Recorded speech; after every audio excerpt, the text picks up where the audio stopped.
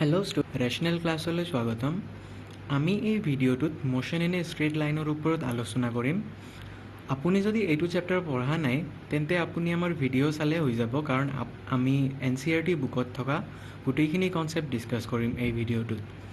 আৰু যদি আপুনি পঢ়ি টান পাইছে বা ৰিভাইজ কৰিব খুজিছে তেনেহ'লে আপুনি ঠিক জেগাতে আহিছে, কাৰণ আমি ভিডিঅ'টোত কনচেপ্টবোৰ সহজকৈ, চুটিকৈ আৰু ৰিয়েল লাইফৰ লগত এক্সাম্পল দি বুজাই দিম, যাতে আপোনাৰ বুজিবলৈ আৰু মনত ৰাখিবলৈ সুবিধা হয়। Motion in a straight line. Motion in a straight line বুজিবলৈ হ'লে আমি প্ৰথমতে কেইটামান কনচেপ্ট ডিছকাছ কৰি লোৱা দৰকাৰ। তাৰে প্ৰথমটো কনচেপ্ট হ'ল মোশ্যন। মোশ্যন কাক কয়? এতিয়া আপোনালোক বহুতে জানে মোশ্যন কাক কয়, বহুতে নাজানাসকলৰ কাৰণে আকৌ এবাৰ কৈ দিছোঁ। মোশ্যন মানে মুভমেণ্ট। এটা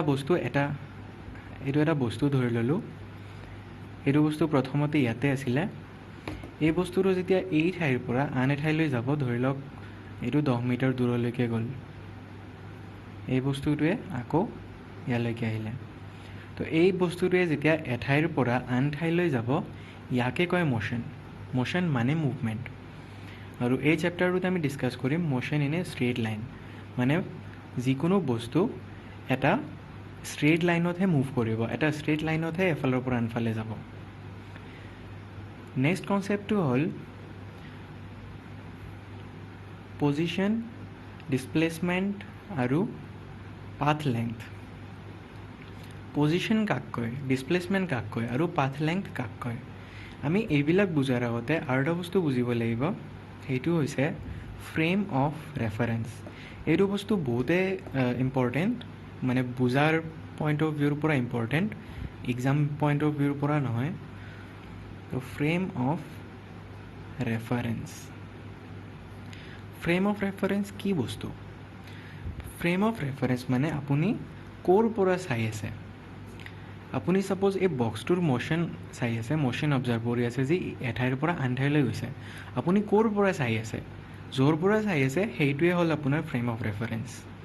ধৰি লওক আপুনি বাহিৰত বৰষুণ দিছে, আপুনি খিৰিকীৰ পৰা চাই আছে, তো খিৰিকীটো আপোনাৰ কাৰণে হ'ব, ঘৰটোৰ ভিতৰটো আপোনাৰ কাৰণে হ'ব ফ্ৰেম অফ ৰেফাৰেঞ্চ। তো তেনেকৈ আমি ইয়াত ইমান লিটাৰেল চেঞ্চত খিৰিকী বা ঘৰ বুলি ক'ব নোৱাৰোঁ। ফ্ৰেম অফ ৰেফাৰেঞ্চ ফিজিক্সত ষ্টাডি কৰিবলৈ গ'লে আমাক একুৰেচি লাগিব।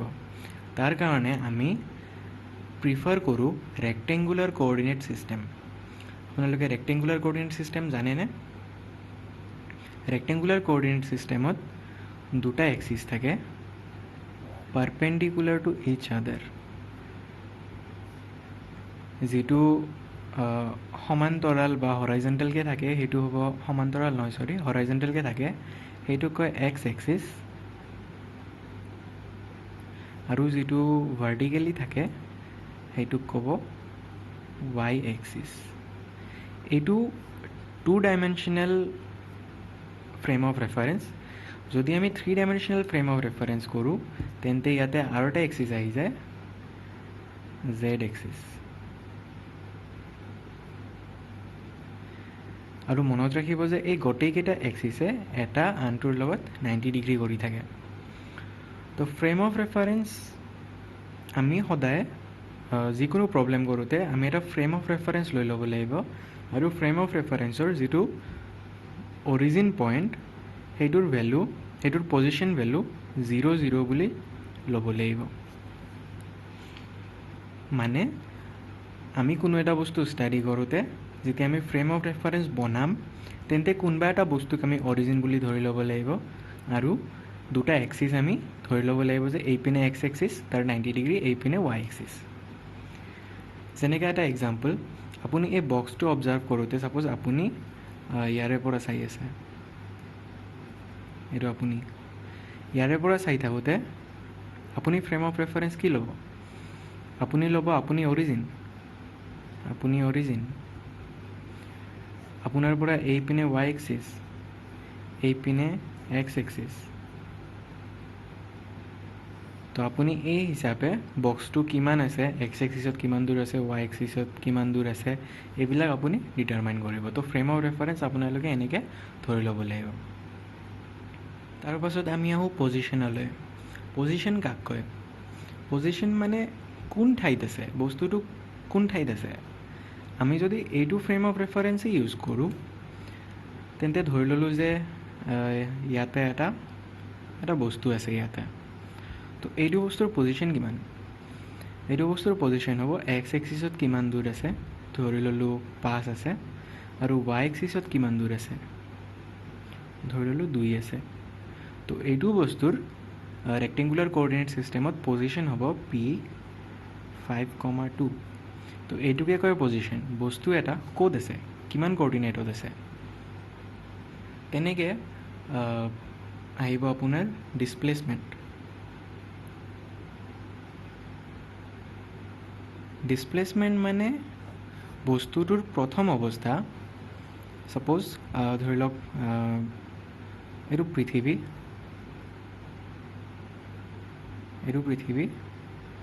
আৰু ইয়াৰ চাৰিওপিনে চন্দ্ৰটো ঘূৰি আছে।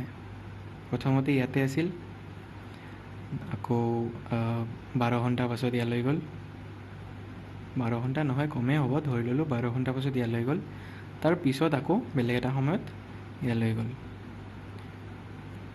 এইটো ক্ষেত্ৰত আমি দুয়োটাই ডিছপ্লেচমেণ্ট আৰু পাথ লেংথ দুয়োটাই বুজাব পাৰিম।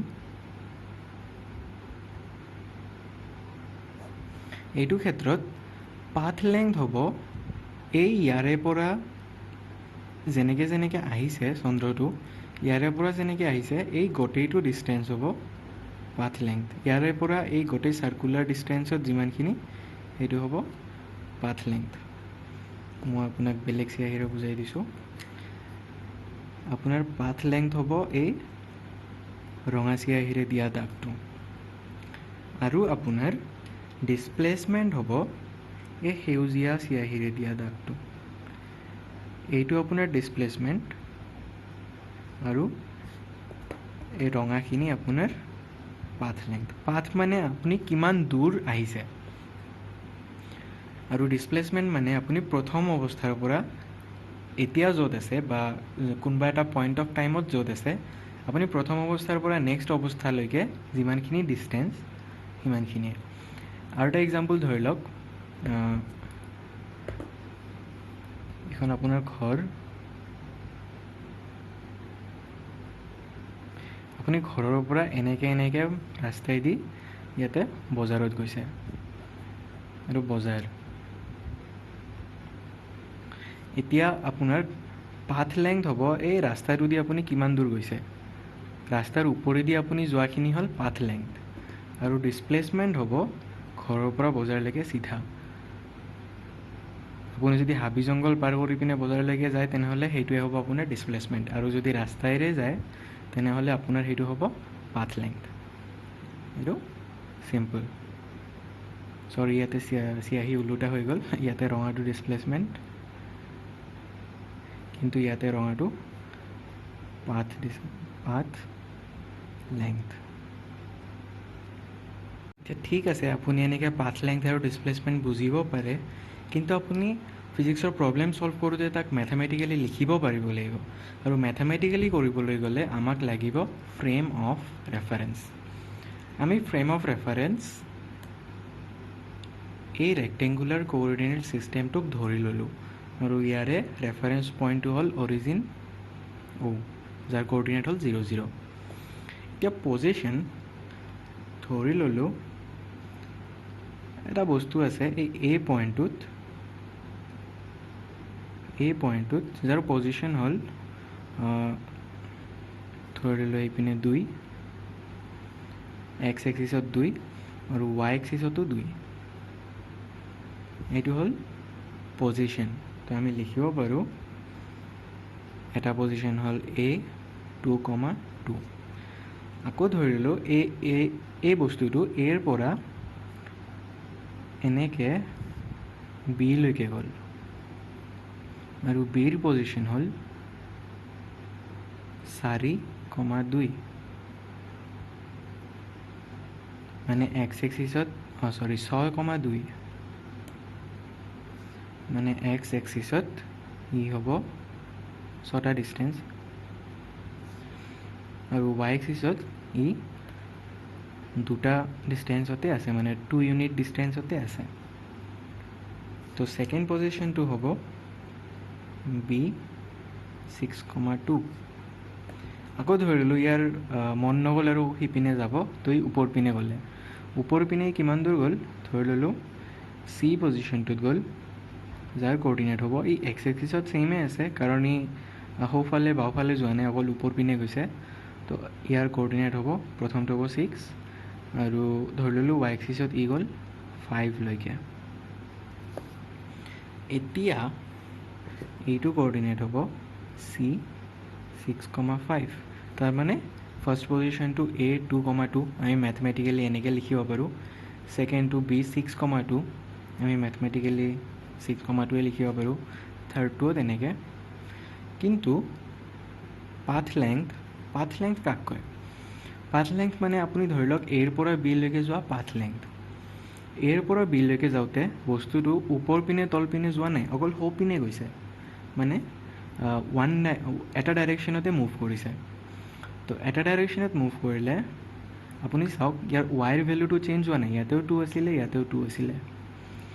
কিন্তু এক্স ভেলুটো প্ৰথমতে 2 আছিলে, কিন্তু পিছত গৈ পিনে 6 হৈ গ'ল।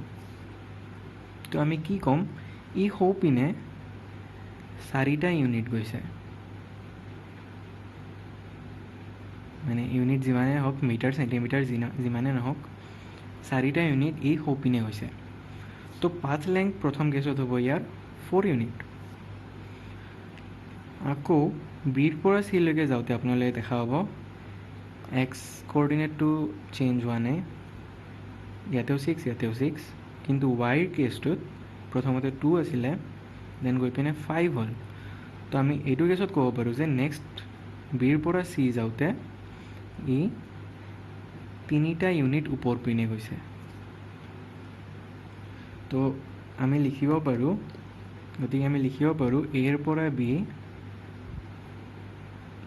4টা ইউনিট গৈছে, বিৰ পৰা চি 3টা ইউনিট গৈছে। এতিয়া আহোঁ আমি টোটেললৈকে, এৰ পৰা চিলৈকে পাথ লেংথ কিমান? এতিয়া আপোনাৰ মনত আছে চাগে যে আপুনি যদি ৰাস্তাইদি বজাৰ যায়, তেনেহ'লে সেইটো হ'ব পাথ লেংথ। আপুনি যিমান দূৰ গৈছে, যেনেকৈ নগৈছে কিয়, যিমান দূৰ গৈছে খোজকাঢ়িছে, সেইটোৱে হ'ব পাথ লেংথ। এতিয়া খোজকাঢ়ি কোনেও বজাৰ নাযায় বাৰু। তো এৰ পৰা বিলৈকে হ'ব 4 আৰু বিৰ পৰা চিলৈকে হ'ব 3। তো পাথ লেংথ এৰ পৰা চিলৈকে হ'ব 7 ইউনিটছ। মানে আমি এৰ পৰা বি আৰু বিৰ পৰা চি প্লাছ কৰি দিম। আকৌ ডিছপ্লেচমেণ্টলৈ, এৰ পৰা বিলৈকে ডিছপ্লেচমেণ্ট হ'ব এ আৰু বিৰ ডিফাৰেঞ্চ, সেইটো 4টা ইউনিটে হ'ব। আকৌ বিৰ পৰা চি, ইয়াৰেও ডিফাৰেঞ্চ 3টা ইউনিটে হ'ব। এইটো এক্স এক্সিছত, এইটো ৱাই এক্সিছত। গতিকে আমি ইয়াতেও লিখিব পাৰোঁ যে এৰ পৰা বিলৈকে ডিছপ্লেচমেণ্ট হ'ব 4 আৰু বিৰ পৰা চিলৈকে ডিছপ্লেচমেণ্ট হ'ব 3। কিন্তু ডিছপ্লেচমেণ্টৰ ক্ষেত্ৰত এৰ পৰা চিলৈকে হ'লে চিম্পলি যোগ কৰিলে নহ'ব, ইয়াতে পাথ লেংথত যোগ কৰিলে হৈ যাব, কিন্তু ইয়াতে যদি আপুনি যোগ কৰে তেনেহ'লে আপুনি এক্সামত গোল্লা পাব। গতিকে আপুনি ডিছপ্লেচমেণ্টৰ ক্ষেত্ৰত যোগ নকৰিব। ডিছপ্লেচমেণ্টৰ ক্ষেত্ৰত হ'ব চিৰ পৰা এলৈকে কিমান দূৰ, আপুনি এইটো ওলাব লাগিব। কেনেকৈ গৈছে, কোনপিনেদি গৈছে, কেই পাক মাৰি গৈছে, সেইবিলাক একো মেটাৰ নকৰে। আপুনি এৰ পৰা চিলৈকে যে গৈছে, কিমান দূৰ গৈছে, সেইটোহে মেইন কথা ডিছপ্লেচমেণ্টত। গতিকে আপুনি এইটো উলিয়াব গ'লে চিৰ পৰা এ ডাইৰেক্ট ভেক্টৰ হিচাপে ডিষ্টেঞ্চ উলিয়াব লাগিব। ভেক্টৰটো পিছত পাব বাৰু, কিন্তু এইটো প্ৰব্লেমৰ ক্ষেত্ৰত আমি পাইথাগোৰাছ থিয়ৰেম লগাব পাৰোঁ, কাৰণ এইটো 90 ডিগ্ৰী, এইটো 4, এইটো 3, গতিকে এইটো হাইপোটেনিউছ বা কৰ্ণ চাগে হ'ব 4 square plus 3 square under root কৰিলে হ'ব 5 ইউনিট। গতিকে এৰ পৰা চিলৈকে ডিছপ্লেচমেণ্ট হ'ব 5 unit.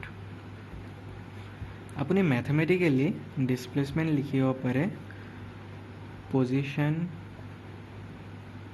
Of C minus position of A কিন্তু ভেক্টৰ হিচাপে থাকিব লাগিব। এইটো ভেক্টৰিয়েলি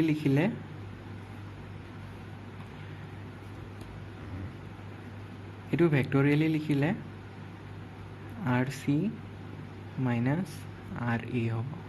এইটো পিছত পাব বাৰু আপুনি। পাথ লেংথৰ ক্ষেত্ৰতো একেই হ'ব, কিন্তু পাথ লেংথত চব যোগ হৈ যাব। যেতিয়াই মোশ্যনৰ ডাইৰেকশ্যনটো চেঞ্জ হয় তেতিয়া আপুনি তাৰ মাজত ভাঙি দিব লাগিব। আপুনি ডাইৰেক্ট এৰ পৰা চিলৈকে কৰিলে পাথ লেংথৰ ক্ষেত্ৰত নাহিব।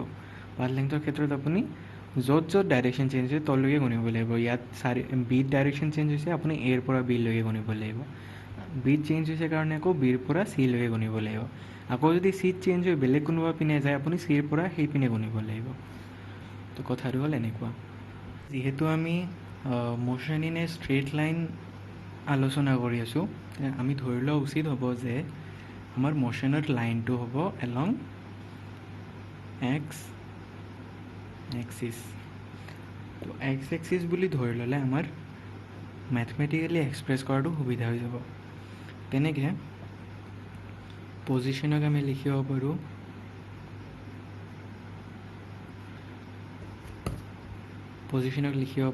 x1 y x1 x2 এনেকৈ ধৰি ল'লোঁ। প্ৰথমতে ইয়াতে আছিল x1, ইয়ালৈ গ'ল x2, ইয়ালৈকে গ'ল x3,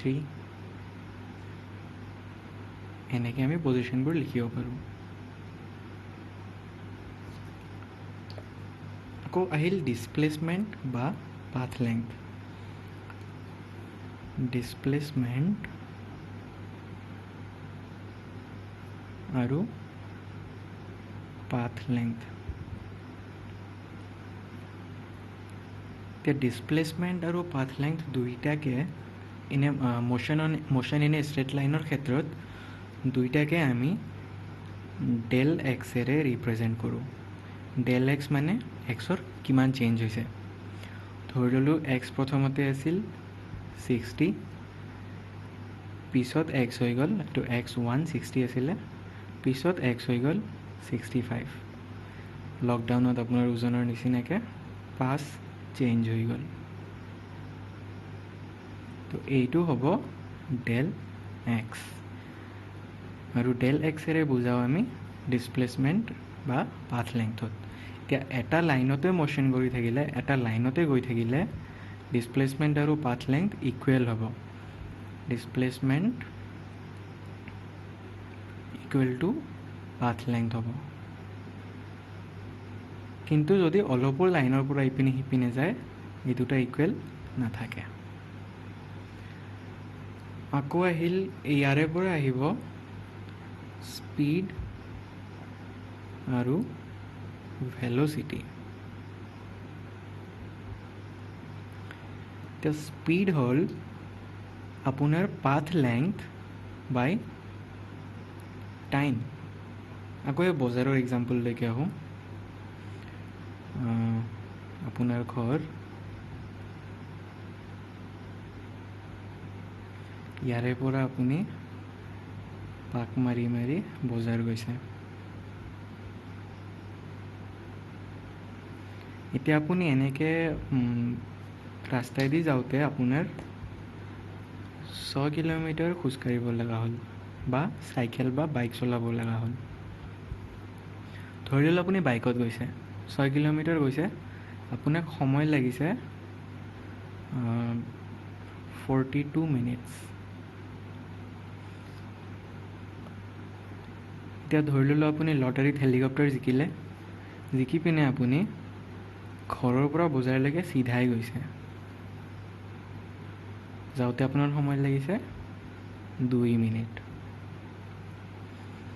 আৰু এইটো ঘৰৰ পৰা বজাৰলৈকে একদম চিধাকৈ আপোনাৰ ডিছপ্লেচমেণ্টটো হ'ল 2 কিলোমিটাৰ। তেনে ক্ষেত্ৰত স্পীড হ'ব পাথ লেংথ বাই টাইম। এতিয়া আপোনাৰ এইটো ক্ষেত্ৰত পাথ লেংথ হ'ব 6 কিলোমিটাৰ আৰু টাইম হ'ব 42 মিনিটছ। গতিকে 6/42 কিলোমিটাৰ পাৰ মিনিট। এইটো কিন্তু SI ইউনিট নহয় দেই, মই এক্সাম্পলৰ কাৰণেহে কৈছোঁ।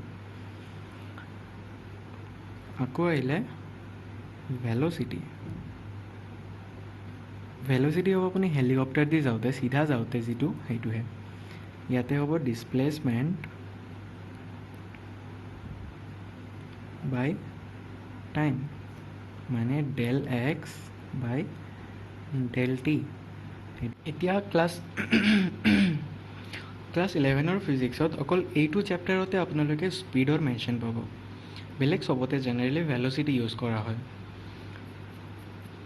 নেক্সট আহিব আপোনালোকৰ টপিক এক্সিলাৰেশ্যন।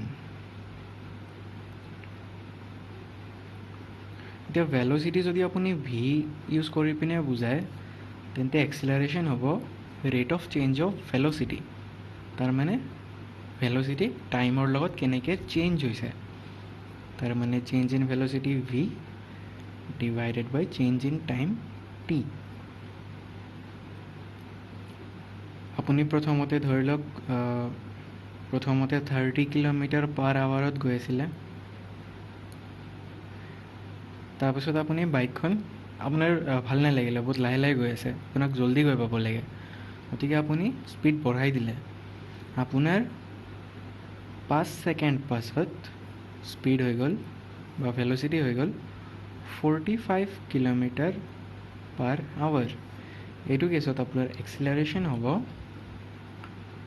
চেঞ্জ ইন ভেল'চিটি কিমান হ'ব, 45 আৰু 35ৰ ডিফাৰেঞ্চ, এইখিনিয়ে চেঞ্জ হৈছে। চ' 45 মাইনাছ 30 আৰু কিমান টাইম লাগিছে, 5 ছেকেণ্ড, 5। তো আপোনাৰ এক্সিলাৰেশ্যন হ'ব 15/5 equal to 3 kilometre per hour per second. ভেল'চিটিৰ SI ইউনিট হ'ল মিটাৰ পাৰ ছেকেণ্ড আৰু এক্সিলাৰেশ্যনৰ SI ইউনিট হ'ল মিটাৰ পাৰ ছেকেণ্ড স্কুৱেৰ। এইখিনি হ'ল আপোনাৰ বেচিক টাৰ্মছ, যিখিনি লাগিব আপোনাৰ motion in a straight line বুজিব গ'লে। নেক্সট আমি আলোচনা কৰিম দুটা টাৰ্মছ, এভাৰেজ আৰু ইনষ্টেণ্টেনিয়াছ। এভাৰেজ মানে আপোনাৰ টোটেল যিমান হৈছে তাক, সেইটো বস্তুক আপুনি কিমান বাৰ কৰিছে সেইটো দি ডিভাইড কৰিব লাগিব। এইটো এক্সাম্পল দিলে আপুনি সহজকৈ বুজি পাব। আৰু ইনষ্টেণ্টেনিয়াছ হৈছে সেইটো মমেণ্টত বা সেইটো টাইমত কিমান হৈ আছে। আকৌ এটা ৰিয়েল লাইফ এক্সাম্পল লওঁ, আপুনি জিম গৈ ভাল পায়, বডি বিল্ডিং কৰিব খোজে, আপুনি ডেইলি প্ৰ'টিন শ্বেক খায়। আপুনি ধৰি ল'লোঁ সোমবাৰে, মানডে এবাৰ খালে, দেন টিউজডে, মঙলবাৰে 2টা খালে, ৱেডনেছডে 3টা খাই দিলে, ভোকো লাগিছিলে চাগে বেছিকৈ, তেনেকৈ 2টা, 3টা, 1টা, ৰবিবাৰে নাখালেই আপুনি বেলেগ কিবা খাব বুলি। গতিকে আপোনাৰ এভাৰেজ দিনে আপুনি কেইটাকৈ খালে সেইটো হ'ব এভাৰেজ। সপ্তাহৰ শেষত যদি আপুনি হিচাপ কৰে দিনে কেইটাকৈ খালে, সেইটো হ'ব আপোনাৰ এভাৰেজ। এভাৰেজ উলিয়াব গ'লে আপুনি গোটেইকেইটা এড কৰিব লাগিব। এড কৰিলে পাব 3, 3 + 3 6, 6 + 2 8, 8 + 3 11, +1 12। গতিকে আপুনি সপ্তাহত 7 দিনত 12টা খালে, 12 বাৰ খালে প্ৰ'টিন শ্বেক। আৰু এভাৰেজ হ'ব আপুনি দিনে 12/7 বাৰ। আকৌ ইনষ্টেণ্টেনিয়াছ কোনটো ক্ষেত্ৰত আহিব, এইটো Monday, Tuesday, Wednesday, Thursday, Friday, Saturday, Sunday. ধৰি ললোঁ আপুনি ৱেডনেছডেৰ কথা কৈছে, ৱেডনেছডেৰ কথা কওঁতে ইনষ্টেণ্টেনিয়াছ আপুনি কেইটা খালে, আপোনাৰ ইনষ্টেণ্টেনিয়াছ ভেলু হ'ব 3। তেনেকৈ ছানডে যদি আপুনি হিচাপ কৰি আছে, তেন্তে আপোনাৰ ইনষ্টেণ্টেনিয়াছ প্ৰ'টিন শ্বেক খোৱাৰ ভেলু হ'ব 0। কিন্তু আপোনাৰ এভাৰেজ ছানডেত যদি হিচাপ কৰে, আপোনাৰ সপ্তাহটোৰ এভাৰেজ হ'ব আপুনি 12/7 খাইছে সোমবাৰৰ পৰা ৰবিবাৰলৈকে, সদায় 12/7কৈ খাইছে। গতিকে আপুনি এভাৰেজ ধৰিব গ'লে ৰবিবাৰেও 12/7 খাইছে, কিন্তু আপোনাৰ সেইটো ভেলু এভাৰেজহে, ইনষ্টেণ্টেনিয়াছ মানে সিদিনাৰ ভেলু নহয় এইটো। গতিকে ইয়াৰে পৰা আমি চাব পাৰোঁ এভাৰেজ স্পীড আৰু ভেল'চিটি। Average speed, velocity. আৰু ইনষ্টেণ্টেনিয়াছ স্পীড ভেলোচিটি। এই বস্তুটো গ্ৰাফেৰে বুজাবলৈ সহজ হ'ব, গতিকে ধৰি ল'লোঁ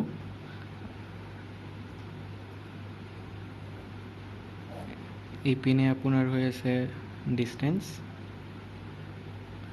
এইপিনে আপোনাৰ হৈ আছে টাইম। ডিষ্টেঞ্চ বুলিয়ে ধৰি ল'লোঁ, ডিষ্টেঞ্চ বুলি ধৰি ল'লে হ'ব আপোনাৰ স্পীড, আৰু যদি ইয়াক ডিছপ্লেচমেণ্ট বুলি ধৰি লয়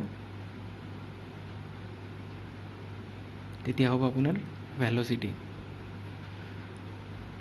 দুয়োটা কেছত একে হয়, মানে বুজাটো একে হয়, গতিকে আপোনালোকে এটা এক্সাম্পল বুজি ল'লে সহজ হৈ যাব। ধৰি ল'লোঁ আপোনাৰ ডিষ্টেঞ্চটো টাইমৰ লগত এনেকৈ ইনক্ৰিজ হৈ আছে। এতিয়া ধৰি ল'লোঁ এ পইণ্টটো এটা ইম্পৰ্টেণ্ট পইণ্ট আৰু বি পইণ্টটো এটা বেলেগ পইণ্ট, এইটো ইম্পৰ্টেণ্ট পইণ্ট। এতিয়া আপোনাক সুধিছে এৰ পৰা বিলৈকে যোনটো বস্তু গৈ আছে, ছাপ'জ আপুনিয়ে বাইক চলাই গৈ আছে, আপোনাৰে speed distance versus time graph আপোনাৰে হয় এইটো। তে আপুনি এৰ পৰা বিলৈকে এভাৰেজ স্পীড বা এভাৰেজ ভেলোচিটি কিমানত গৈছে সেইটো উলিয়াব গ'লে আপুনি চাব লাগিব এৰ পৰা বিলৈকে ডিষ্টেঞ্চ কিমান, ডেল এক্স, আৰু আপুনি এইটোও চাব লাগিব এৰ পৰা বিলৈকে যাওঁতে আপোনাৰ কিমান টাইম লাগিছে, ডেল টি। গতিকে আপোনাৰ এভাৰেজ স্পীড আৰু এভাৰেজ ভেলোচিটি উলিয়াব গ'লে ইউজ কৰিব লাগিব Dell x by del T. এইটো আপোনাৰ এভাৰেজ উলিয়াব গ'লে সদায় অভাৰ এ টাইম হ'ব লাগিব, কোনো এটা জেগাত এভাৰেজ কেতিয়াও নোলায়, বহুতকেইটা জেগা মিলিহে এভাৰেজ উলিয়াব। আপুনি এৰ পৰা বিলৈকে যাওঁতেহে এভাৰেজ উলিয়াব পাৰে, আপুনি এত এভাৰেজ উলিয়াব নোৱাৰে। আপুনি যদি এত উলিয়াব খোজে সেইটো হ'ব ইনষ্টেণ্টেনিয়াছ স্পীড বা ইনষ্টেণ্টেনিয়াছ ভেলোচিটি। এতিয়া ধৰি ল'লোঁ আপুনি জানিব খুজিছে যে আপোনাৰ চি পইণ্টত ইনষ্টেণ্টেনিয়াছ স্পীড বা ইনষ্টেণ্টেনিয়াছ ভেলোচিটি কিমান। এতিয়া আপুনি অকল চি পইণ্টত উলিয়াব খুজিলে আপুনি ডিষ্টেঞ্চো উলিয়াব নোৱাৰে, টাইমো উলিয়াব নোৱাৰে, কাৰণ আপুনি এটা পইণ্টৰ কথাই কৈছে। এইটো ক্ষেত্ৰত আপুনি কি কৰিব, এইটো ক্ষেত্ৰত ইউজ হয় কেলকুলাছ, আৰু ইয়াক আমি ইজিলি গ্ৰাফিকেলি বুজাব গ'লে ক'ব পাৰোঁ যে এই চি পইণ্টটো যে আছে একজেক্ট পইণ্টটোত লাগি থকাকৈ আপুনি এটা লাইন আঁকিব লাগিব। বেলেগ কালাৰ দি আঁকা হ'লে ভাল আছিলে চাগে। আপুনি চি পইণ্টত লাগি থকাকৈ এটা লাইন আঁকিব লাগিব। এতিয়া এই লাইনটোৰ শ্লোপ, আপুনি শ্লোপ ক্লাছ 10ত পাইছে চাগে মেথছত, এই লাইনটোৰ শ্লোপ মানে ডেল ৱাই বাই ডেল এক্স, সেইটোৱে হ'ব আপোনাৰ ভেলোচিটি। এইটো ক্ষেত্ৰত আমাৰ Dell x by Dell Y হ'ব, কাৰণ আমি ডিছপ্লেচমেণ্টটো এক্স এক্সিছত লৈছোঁ, ডিষ্টেঞ্চটো এক্স এক্সিছত লৈছোঁ। গতিকে এই চি পইণ্টত লাগি থকাকৈ কাৰ্ভটোত টেনজেণ্ট হৈ থকাকৈ চি পইণ্টত এটা লাইন আঁকিব লাগিব, আৰু সেইটোৰ শ্লোপে ক'ব স্পীড কিমান হয়, ইনষ্টেণ্টেনিয়াছ স্পীড কিমান হয়। এইটো মেথমেটিকেলি একে বস্তু, কিন্তু ইয়াতে টাইমটো বহুত সৰু। ইয়াতে যিটো টাইম আছে চি পইণ্টত এইটো কিবা এটা মিলি ছেকেণ্ড মাইক্ৰ' ছেকেণ্ডত গুচি যাব, সেইটো বহুত সৰু, আপুনি এনেই হিচাপ কৰিব নোৱাৰে সেইটো হাতত ঘড়ী লৈ পিনে। সেইটো উলিয়াব গ'লে আপুনি পিয়ৰলি মেথমেটিকেলি কৰিব লাগিব, আৰু সেইটোক লিখে ইনষ্টেণ্টেনিয়াছ, সেইটোত লিখে limit T tends to 0 del T tends to 0 del x by del T. মানে টাইমটো যেতিয়া একদম জিৰ'ৰ নিচিনা, জিৰ'ৰ সমান হ'ব, অলমষ্ট জিৰ'ৰ সমান হ'ব, জিৰ'লৈকে গৈ আছে, মানে জিৰ' হ'ব পৰা নাই বাট 0.00001 এনেকুৱা ধৰণৰ কথা। আৰু এনেকৈ যেতিয়া টি গৈ পাব, ডেল টি গৈ পাব, মানে টিৰ চেঞ্জটো যেতিয়া ইমান সৰু হ'ব তেনে ক্ষেত্ৰত হ'ব ইনষ্টেণ্টেনিয়াছ স্পীড। ইনষ্টেণ্টেনিয়াছ মানে কি, এক ছেকেণ্ডত হৈ যোৱা, একদম অলপতে হৈ যোৱা।